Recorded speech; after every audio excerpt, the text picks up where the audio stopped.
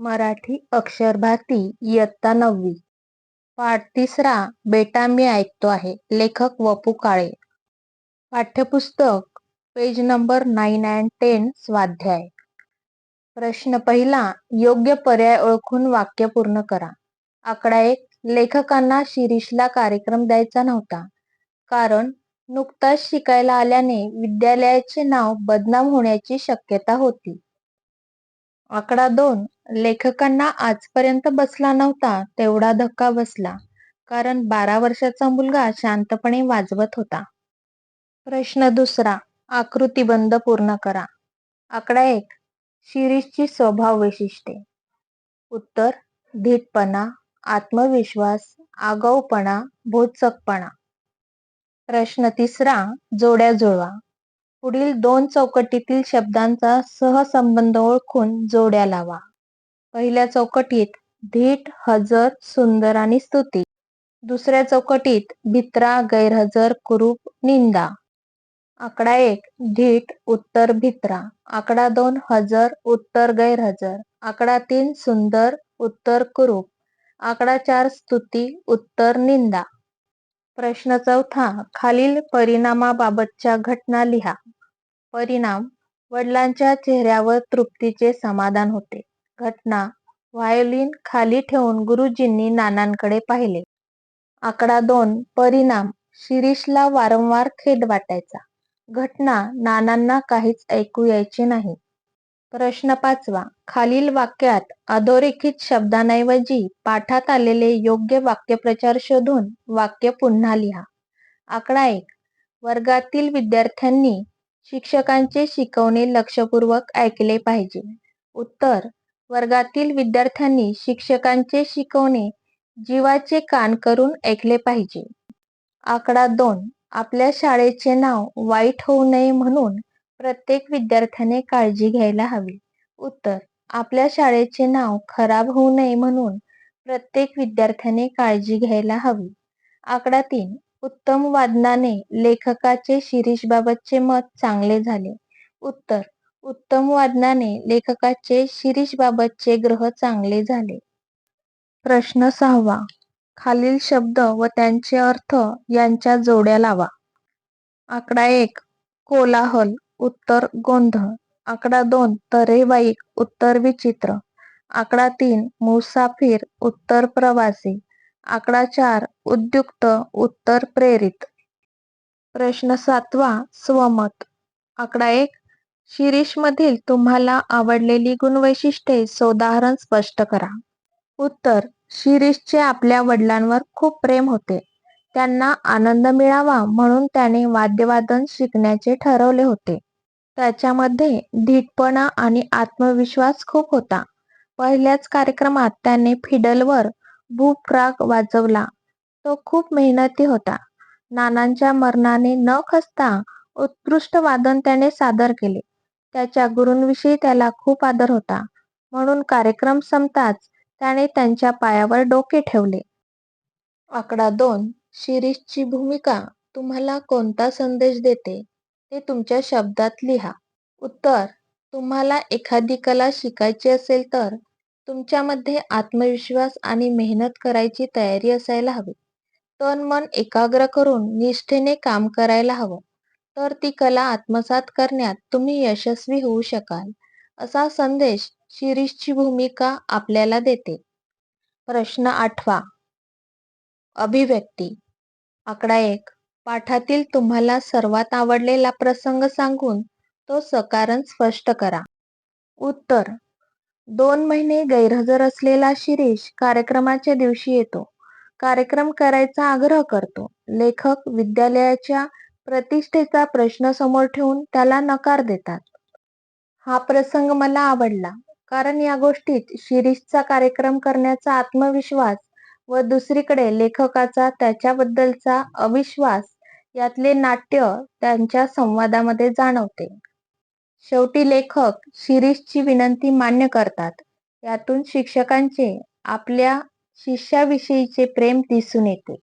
आकडा 2. प्रस्तुत कथेचे संवाद रूपाने लेखन करा. उत्तर: संवाद लेखन. व्हायोलिन वादनाचा फिडल वादन शिकवणी वर्ग सुरू असताना तिथे एक मुलगा येतो. शिरीष, आपणच का पी जनार्दन? लेखक हास्यमुद्रेने. होय. शिरीष, माझे नाव शिरीष भागवत. घरी शिरीष म्हणतात. मला गाण्याची फार आवड आहे. लेखक, तुला गाण्याची आवड आहे तर? शिरीष, माझ्यापेक्षा माझ्या वडिलांना मी शिकलेले फार आवडेल. मी आपल्याकडे शिकायला येईल, पण माझी एक अट आहे. मी शिकायला आलो की रोज माझ्याबरोबर माझे वडील पण येतील व शिकवणी चालू असताना वर्गातच बसतील. लेखक म्हणतात, मान्य. तुझ्या अटी एकदम मान्य. पण त्यासाठी तुला महिना 50 रुपये फी द्यावी लागेल. शिरीष, कबूल. उद्यापासून मी येतो. माझ्याबरोबर वडील पण येतील बरं का. दुसऱ्या दिवशी एका भारदस्त व्यक्तीला वर्गात सोबत आणले. शिरीष, हे माझे वडील, नाना. लेखकांनी व्हायोलिनवर भूप राग गत वाजून दाखवली. शिरीष नानांना म्हणाला, आपण जाऊया आता. लेखक, काय, कसं काय वाटलं एकंदरीत? शिरीष म्हणाला, वा, उत्कृष्ट, त्याबद्दल प्रश्नच नाही. लेखक म्हणाले, आपण कुठे असता कामाला? मध्ये शिरीष बोलला, 3 महिने झाले. रोज नानांसोबत शिरीष शिकवणी वर्गात येऊ लागला. एक दिवस लेखक शिरीषला म्हणाले, शिरीष, अशीच प्रगती राहू दे. आपल्या विद्यालयाच्या कार्यक्रमात मी तुझा कार्यक्रम ठेवणार आहे. हे ऐकून त्याचा चेहरा उतरला. काय, तुला हे ऐकून काहीच आनंद वाटत नाही का? लेखक म्हणाले. शिरीष, माझ्यापेक्षा नानांना त्याचा आनंद जास्त होईल. 2 महिने शिरीष शिकवणीला आलाच नाही. अचानक कार्यक्रमाच्या दिवशी तो लेखकाजवळ आला. लेखक म्हणाले, अरे, तुझा पत्ता तरी काय? आणि आज एकटाच कसा काय? नाना कसे नाहीत बरोबर? इकडची दुनिया तिकडे होईल ना? शिरीष म्हणाला, इकडची दुनिया तिकडेच झाली आहे सर. यापुढे मी एकटाच दिसेन. माझे नाना नाना माझे नाना कायमचे गेले हो सर. बऱ्याच सांत्वनानंतर शिरीष म्हणाला, आज आपल्या विद्यालयाचा कार्यक्रम ना? मग मला आज कार्यक्रम द्या. नाही म्हणू नका सर. एवढीच इच्छा पुरवा. लेखक म्हणाले, शिरीष, मी तुझ्या भावना ओळखतो, पण आज माझा नाईलाज आहे. आजच्या या पहिल्या कार्यक्रमावरच आपल्या विद्यालयाची इब्रत अवलंबून आहे. त्यातून तुझी 2 महिने गैरहजेरी लागलेली आहे. तूच सांग, मी तुला कार्यक्रम कसा काय देऊ? शिरीष म्हणाला, सर, माझी एवढी एकच विनंती मान्य करा. मला आज वाजवू दे. नंतर जन्मात हात लावणार नाही व्हायोलिनला. लेखक म्हणाले, तू पुढे जन्मभर वाजव, पण आज वाजवू नको. तुझी मनस्थिती ही आज बरोबर नाही. शिरीष म्हणाला, मला परवानगी दिलीत तर माझी मनस्थिती आपोआपच सुधारेल. लेखकांनी शेवटी त्याला परवानगी दिली. 10 ते 12 वर्षाचा शिरीष धीटपणाने व आत्मविश्वासाने उत्कृष्ट वादकाप्रमाणे वाजवत होता. कार्यक्रम संपल्यानंतर शिरीषने लेखकांच्या पायावर डोके ठेवले. लेखक म्हणाले, शिरीष, हा काय प्रकार आहे? तू माझ्याकडे न येता आणखीन कुठे शिकत होतास? शिरीष म्हणाला, सर, काय ही भलतीच शंका? मी तुम्हाला सर्व सविस्तर सांगतो. ज्या दिवशी मी तुमच्याकडे फी व चिठ्ठी पाठवली त्याच रात्री नाना वारले. मला धक्काच बसला. ज्यांच्यासाठी शिकत होतो तेच गेल्यावर कशाला आता शिका, म्हणून मी व्हायोलिनला हात लावायचा नाही असे ठरवले. तुम्हाला कदाचित माहीत असेल किंवा नसेलही, माझे नाना एकेकाळी उत्कृष्ट गवई होते. पण त्यांना एकदा कसलासा जबर अपघात झाला व त्या अपघातात ते ठार बहिरे झाले.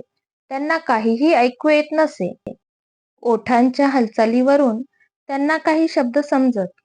बहिरेपणाच्या इतर गैरसोयीपेक्षा संगीत सेवा आंतरली याचाच नानांना धक्का बसला.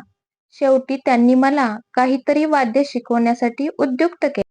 कोणीतरी संगीतशास्त्रासाठी सतत धडपड करत असल्याचे पाहण्यातच त्यांना अमाप सौख्य मिळत होते. म्हणूनच ते रोज माझ्याबरोबर इथे येत होते. पण त्यांना ऐकू काहीच येत नव्हते. त्यामुळे मला वारंवार खेद व्हायचा की मी वाजवण्यात कितीही प्रगती व कौशल्य दाखवले तरी माझे नाना काही ऐकते ते ऐकू शकत नाहीत. या विचाराने मला नानांसमोर मोकळेपणा वाटत नव्हता. ज्या दिवशी नाना गेले त्याच दिवशी मी ठरवले की संगीत बंद. पण दुसऱ्याच क्षणी मनात विचार आला की माझे नाना तेव्हा माझे वादन ऐकू शकत नव्हते, पण आता माझ्या शेजारी बसून नक्की ऐकत आहेत. या विचारासरशी लोकांच्या निंदेकडे लक्ष न देता मी त्याच दिवसापासून व्हायोलिन वाजवायला सुरुवात केली. आज सकाळपर्यंत मी कुठे बाहेर पडलो नव्हतो. 24 तास एकच ध्यास. मी सराव करू लागलो. म्हणजे मला भास व्हायचा की पुढच्या ताना व सूर मला नानाच सांगत आहेत.